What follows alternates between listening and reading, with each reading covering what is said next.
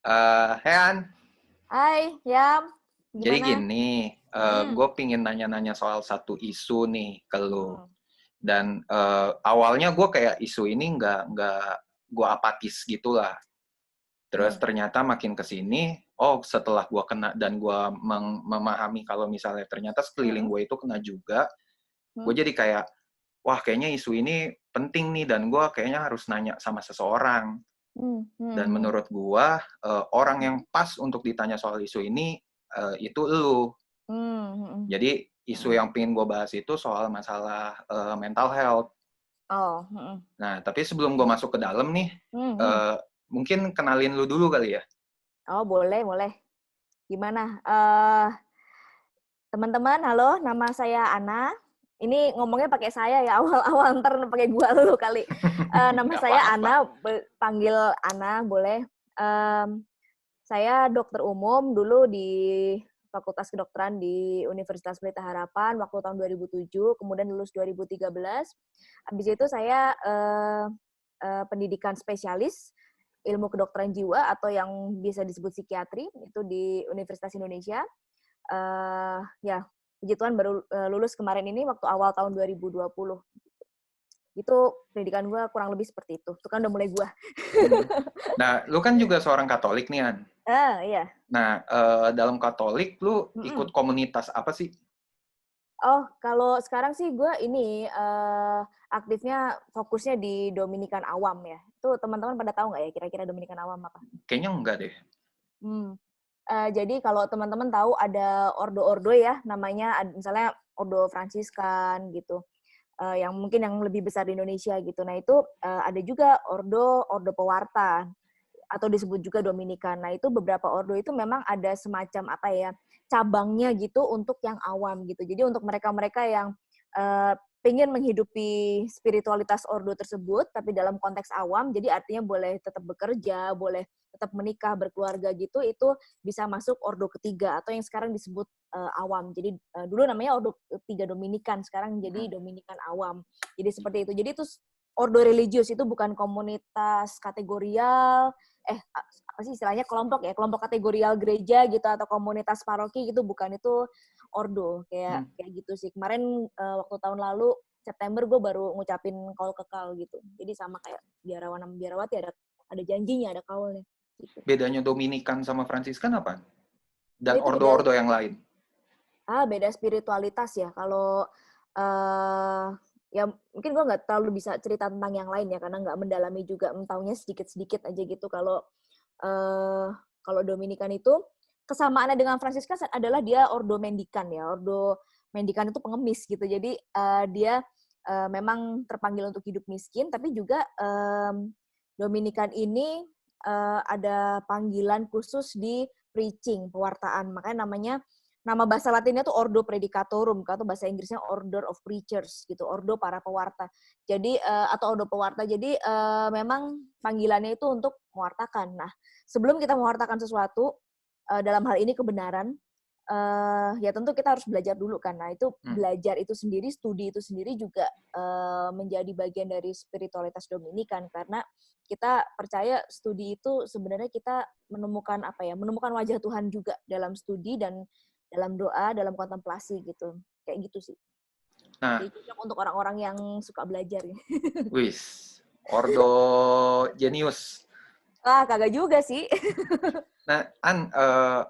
gue kayak ngelihat isu ini, isu soal Mm-mm. mental health ini kayak gereja itu, sepengetahuan gue ya, kayak gereja Mm-mm. itu Mm-mm. jarang soal ngebahas. Mm-mm. Ya, gue nggak tahu ya. Menurut lo pandangannya kenapa kenapa gereja jarang ngebahas soal mental health? Hmm, ya banyak faktor sih kayaknya ya. Mungkin nggak tahu ini apa berhubungan dengan sejarah ya. Mungkin ceritain dulu sedikit ya. Kalau dulu Mhm. zaman-zaman sebelum 1800 itu eh apa ya? Gangguan, gue nggak tahu nih bahasa Indonesia enaknya gimana. Jadi kayak disease of the mind, mind pikiran Oh, itu oke. itu uh, belum banyak yang ngerti lah gitu. Gitu. Jadi kalau kayak gangguan gangguan jiwa itu pada dasarnya adalah disease of the mind ya. Gitu. Itu banyak yang belum paham. Jadi banyak yang masih mengaitkan itu dengan misalnya setan gitu ya. atau pendekatannya juga mungkin selain rohani juga lebih pendekatan yang ke filosofi gitu. Karena waktu itu memang psikiatri sebagai sains belum ada. Itu termasuk ilmu yang relatif baru lah gitu. Mulai tahun 1800 ke sini, ketika ilmu saraf berkembang, demikian juga ilmu psikiatri berkembang, karena psikiatri kan asalnya juga dari otak gitu. Meskipun waktu itu juga masih, awal-awal psikiatri itu masih sangat, kalau kita bilangnya fenomenologis sih, masih melihat dari luarnya doang gitu. Jadi misalnya, si ayam duduk meringkuk di pojokan, terus dia gini, itu artinya dia menderita apa. Jadi masih lebih ke gejala yang tampak gitu. Nah, makin ke sini neuroscience itu makin berkembang dan psikiatri itu udah sangat berbasis neuroscience juga sekarang, selain berbasis perilaku gitu. Nah, itu baru berkembang dengan lebih lebih scientific gitu pendekatannya. Nah, mungkin ini cuma dugaan gue sih, gue belum pernah kayak survei atau penelitian gitu. Mungkin banyak rekan-rekan yang di dalam gereja itu masih pola pikirnya masih yang old gitu. Jadi masih melihat itu sebagai suatu fenomena yang entah mistis atau yang filosofis, tapi bukan yang biological gitu, bukan yang biologis. Padahal kita ngelihatnya sekarang udah holistik, biologis iya, psikologis iya, dan ilmu lingkungan juga gitu. Karena kita juga ngelihat orang tuh nggak cuma satu orang, tapi kita ngelihat lingkungannya juga gitu. Jadi ini mungkin perlu diupdate kali yang teman-teman dari yang rohani gitu. Dan itu berarti sampai sekarang tuh masih kayak gitu pemikirannya? Mudah-mudahan enggak ya. nggak tahu juga. Cuman mungkin ada yang begitu karena saya juga pernah itu ada dapat pasien gitu ya waktu saya pendidikan spesialis itu di rumah sakit pendidikan kami itu anak remaja gitu. Kebetulan dia anak dari sebuah panti asuhan Katolik gitu. Nah, itu agak susah kami menanganinya karena semacam saya kurang tahu apa di situ perannya, tapi itu diasuh oleh biarawan-biarawan gitu. Nah, itu mereka kayak ya mungkin bisa dianggap kurang suportif terhadap treatment kami gitu. Padahal anak ini sudah membutuhkan obat gitu. Itu mereka menolak untuk obat gitu. Jadi itu agak kadang-kadang slack-nya agak di situ gitu. Jadi susah juga ya kadang-kadang. Padahal kan kita mengharapkannya gereja itu sebagai mitranya kita dalam menghadapi orang ini gitu. Tapi ya nggak bisa dipungkiri kadang-kadang malah menghambat gitu. Sayang sekali sebenarnya. Tapi sebelum itu mental health itu apa sih, Nak? Karena kan gue kayak sekarang ini kan ada kata-kata yang kayak lu mengalami gangguan mental. Ada yang mengalami ada yang bilangnya lu mengalami masalah mental. Iya. Nah, itu kayak apaan sih gangguan mental, masalah mental apaan sih itu? Iya, itu sekarang lagi banyak ini ya, lagi lumayan hot seksi kayaknya. Banget tuh isu-isu yang menarik untuk dibahas. Iya. Pertama mental health ya. Sebenarnya kalau definisi itu banyak sih, tapi gue akan pakai yang resmi kali ya, yang dari WHO gitu. Boleh. Jadi kalau dari WHO ini bahasa Inggrisnya kayak begini. Mental health is a state of well-being in which the individual realizes his or her own abilities, can cope with the normal stresses of life, can work productively and fruitfully, and is able to make a contribution to his or her community. Jadi kalau kita pecah-pecah ya dalam bahasa Indonesia, jadi itu adalah suatu kondisi well-being itu apa ya? Mungkin kesejahteraan ya, kondisi kesejahteraan ketika si individu ini dapat merealisasikan kemampuan dia, bisa mengatasi dan menjalani masalah-masalah kehidupan yang normal. Jadi bahwa stres itu juga ada yang normal ya. Dia bisa stres yang normal gitu. Jadi normal maksudnya dalam kehidupan kita yang namanya stresor atau hal-hal yang menimbulkan stres itu kan pasti ada gitu. Itu adalah suatu hal yang memang nggak bisa kita ilangin selama kita hidup gitu. Tapi kalau orang yang sehat mental artinya bisa menjalani itu gitu. Bisa mengatasi itu dan bisa move on dengan baik lah istilahnya gitu. Kemudian dia juga ini tulisannya can work productively and fruitfully. Jadi dia bisa bekerja dengan produktif dan berbuah ya, banyak ya berarti berapa Berguna tuh lah namanya? gitu ya. Berguna gitu ya. Dan dia juga bisa menghasilkan kontribusi atau peran ke komunitasnya gitu. Jadi itu dari individunya sendiri dia bisa merealisasikan dirinya, dia bisa mengatasi masalah, dia bisa bekerja dan ada timbal balik ke komunitasnya yang bermanfaat. Itu mental health ya. Jadi sebenarnya definisinya tuh besar dan luas gitu. Iya, iya. Kayak Dan gitu. kalau dari definisi berarti gangguan mental sama masalah mental itu bedanya apa? Kalau masalah itu artinya belum kita mundur kali ya, gangguan dulu. Kalau gangguan itu artinya lu ada masalah pikiran, emosional atau perilaku yang udah sampai mengganggu kehidupan lu, mengganggu fungsi lu dalam misalnya bermasyarakat, sekolah, kerja atau relasi sosial gitu. Itu udah mengganggu gitu. Misalnya yang tadinya akademisnya bagus gitu ya, terus kemudian nilainya turun, tapi turunnya juga bukan turun yang naik turun yang biasa kita lihat yang namanya murid kan ya naik turun kan Iya, biasa ya, tapi ini ya turunnya bego turun mama yang wajar lah gitu. iya kayak gitu. Itu yang udah gangguan contohnya seperti itu. Tapi kalau masalah belum sampai gangguan. Artinya dia ada masalah pikiran, masalah emosional atau masalah perilaku tapi belum mengganggu fungsi dia sehari-hari.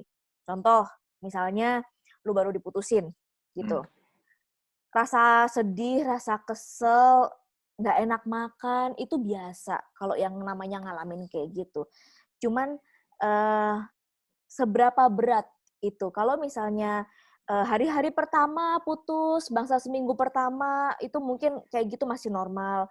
Masih bisa makan sih, tapi mungkin dipaksain gitu. Tapi jadi makannya mungkin masih 3 kali sehari, tapi mungkin masih agak ya maksain gitu. Itu masih belum lah.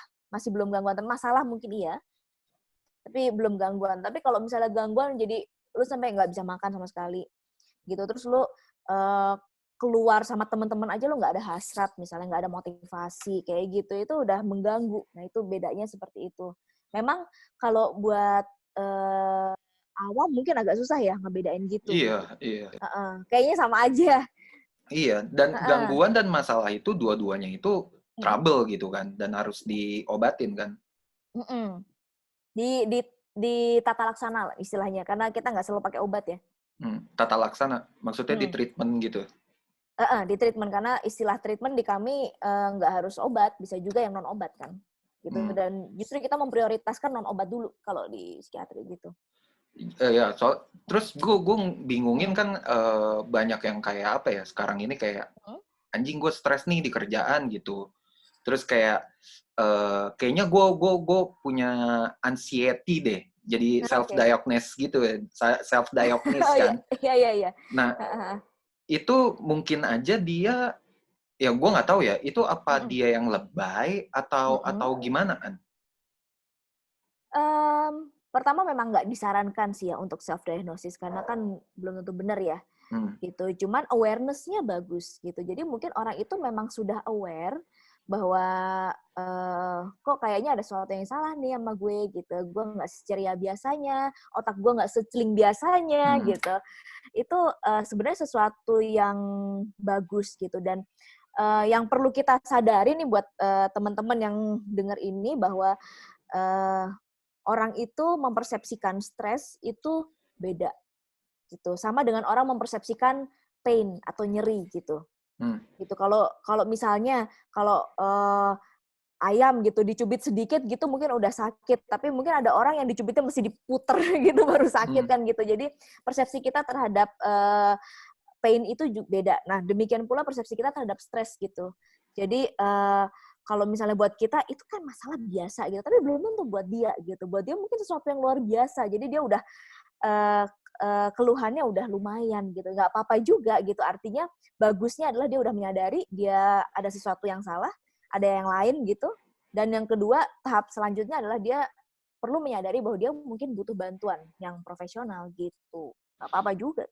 Nah, untuk masalah gangguan atau ya untuk masalah atau gangguan mental itu ada jenisnya nggak sih, An?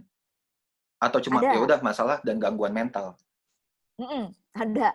Eee, kalau, kalau penggolongan itu memang macam-macam ya Hmm. sistemnya ya, gitu. Kalau yang, kita punya 2 buku panduan, kalau di salah satu bukunya tuh ada yang mengkelompokkan kalau nggak salah 9 kelompok besar, satunya lagi tuh ada 17 kelompok besar gitu. Jadi itu, segitu banyak yang kita pelajari waktu kita pendidikan spesialis gitu. Ada juga yang, mengklasifikasikan itu, lebih jadi payungnya lebih besar lagi. Untuk mempermudah seperti ini, jadi gangguan mental nih ya, payung besar, itu bisa dibagi organik sama fungsional gitu. Organik dan fungsional. Itu Hmm. bisa dibagi dari situ dulu yang payung besarnya. Organik itu artinya gangguan mental ini ada kaitannya langsung, jadi disebabkan langsung oleh suatu proses penyakit atau kondisi medis fisik yang lu alamin gitu. Misalnya ada tumor otak. Tumor otak di depan, di bagian otak depan itu mengatur kemampuan kita untuk judgement, mengatur kemampuan kita untuk pengendalian diri, untuk self control. Jadi kalau ada di situ, bisa jadi orangnya terus kayak impulsif gitu. Terus Hmm. nggak kenal malu, misalnya tiba-tiba jadi telanjang-telanjang di jalan, misalnya gitu. Atau yang tadi yang penyabar, jadi tiba-tiba pemarah, jadi nggak sabar, ada perubahannya tiba-tiba seperti itu. Jadi itu yang contohnya yang organik seperti itu. Kalau yang fungsional, fungsional itu jadi belum kita tidak menemukan proses biologis atau proses penyakit yang kelihatan yang bisa diukur gitu. Kalau yang organik tadi kan kita bisa tuh misalnya CT scan, MRI Iya, kelihatan tuh misalnya iya. tumornya gitu ya. Kalau misalnya yang fungsional tuh tidak ada bukti itu gitu. Jadi benar-benar memang mentalnya ya. Contohnya ada banyak. Nah ini nanti habis ini ada pembagiannya lagi. Tapi catatan buat teman-teman, ini kemajuan dari ilmu psikiatri, bukan berarti yang fungsional itu nggak ada komponen biologisnya, gitu. Karena dengan seiring waktu, kita menemukan bahwa banyak gangguan jiwa itu ternyata memang ada sesuatu yang berubah di otak, cuman nggak bisa dilihat. Hmm. Bukan level yang bisa dilihat kayak tumor atau infeksi gitu, bukan. Jadi zat kimia otak yang ya kecil banget sampai saat ini kita belum ada pengukurannya ya untuk zat kimia gitu. Jadi misalnya contoh kalau depresi, kalau pada depresi itu otaknya kekurangan zat kimia namanya serotonin gitu. Hmm. Kayak gitu. Nah itu tapi kalau di CT scan ya nggak kelihatan serotoninnya kayak apa gitu. Cuman selalu ada komponen biologisnya seperti itu. Nah tadi balik lagi ya kita ke penggolongan. Fungsional. Tadi kan organik sama fungsional. Itu fungsional dibagi lagi psikotik, neurotik, dan yang lain-lainnya. Ini kita fokus di 2 ini aja karena ini yang paling sering disebut ya. Kalau yang lain-lainnya itu contohnya kayak retardasi mental gitu. Itu juga masuk gangguan mental itu. Retardasi. Retardasi? Yang Maksudnya? IQ-nya kurang banget itu. Oh, itu penyakit mental? Gue Iya, kira emang goblok aja udah. itu masuk dalam itu retardasi mental gitu.